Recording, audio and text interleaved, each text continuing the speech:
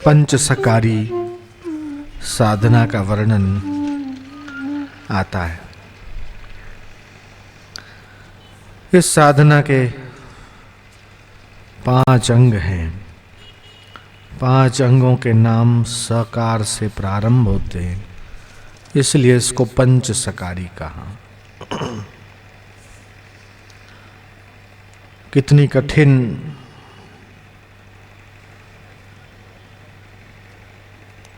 वेला हो, चाहे कितना बढ़िया वक्त हो, दोनों बीत जाते हैं, लेकिन आपका चैतन्य सदा साथ में रहता है।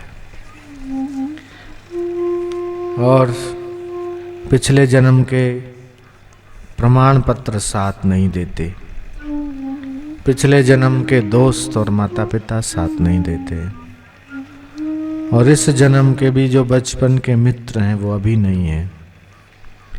बचपन की तोतली भाषा जो बोलते थे, पकोला खाना है, पूली खाना है, ये तोतली भाषा भी अभी नहीं।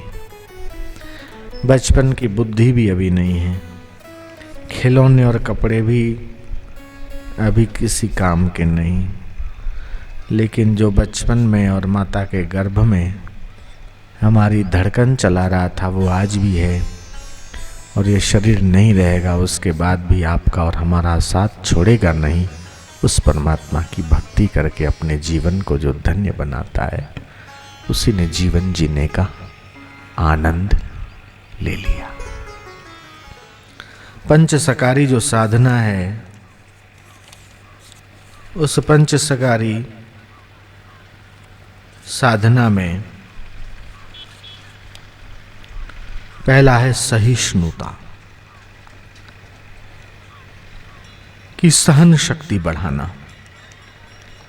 जरा जरा बात में हिलना डुलना नहीं, चित्त को उद्विग्न नहीं करना, तटस्थ रहना और ये विचार करना कि ये समय भी बीत जाएगा। दूसरा है सम्मान दान, सबको सम्मानित करो। मान देने से मान बढ़ेगा, अपमान देने से अपमान बढ़ेगा, गाली देने से गाली ही मिलेगी, इसलिए सबको आदर, सबको मान। तीसरा है सेवा, कि सेवा का सद्गुण अपने भीतर प्रकट होना।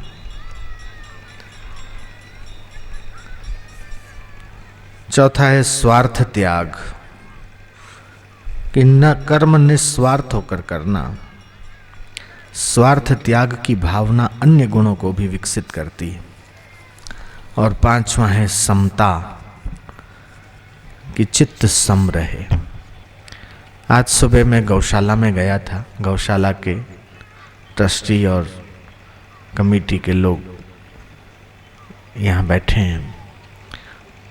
साईं शाम गौशाला ट्रस्ट, बहुत अच्छी गौशाला। पिछली बार 4 साल पहले आया था तो जंगली बाबा के आश्रम में भी गया था। ये पूरा क्षेत्र आध्यात्मिक। और सुबह भ्रमण करने गया था, चीकू का बगीचा था जहाँ पे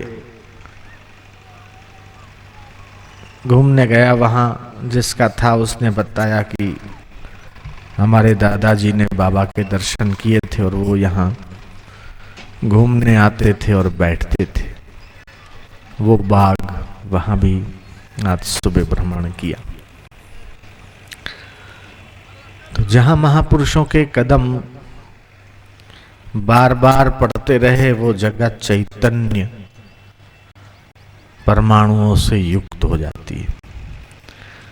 स्वामी राम सुखदास जी महाराज ने कहा कि आप जांचो पिछले 5-25 वर्षों से जिन गांवों, जिन शहरों में संत महापुरुष गए नहीं, वहां के लोग असुर जैसे बने।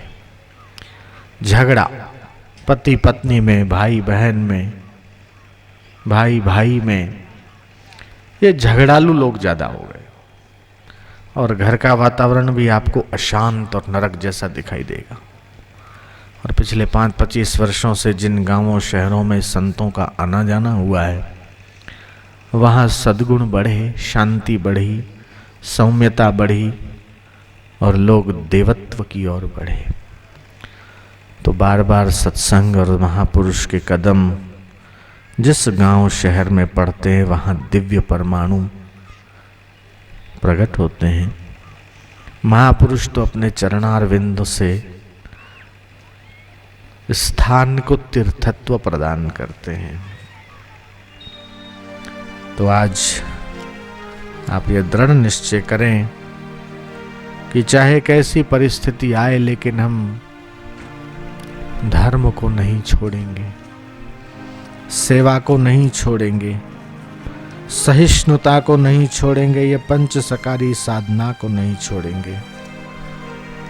सम्मान दान, समता, स्वार्थ का त्याग और सहिष्णुता, इन 5 को हम पकड़ के रखेंगे, छोड़ेंगे नहीं। अपना मन, बुद्धि और जीवन परमात्मा की ओर लगाएंगे। तन का क्या भरोसा, धन का क्या भरोसा। धन कभी बढ़ता है, कभी घटता है। तन भी कभी बीमार, कभी स्वस्थ। ये तन तो तन धरिया कोई न सुखिया देखा। और धन कभी बढ़ता है, कभी घटता है, लेकिन हम तो उस परमात्मा का भजन करके, ध्यान योग का अनुभव करके अपने जीवन को महान बनाएंगे, सुखी बनाएंगे और इस संसार से तर जाएंगे।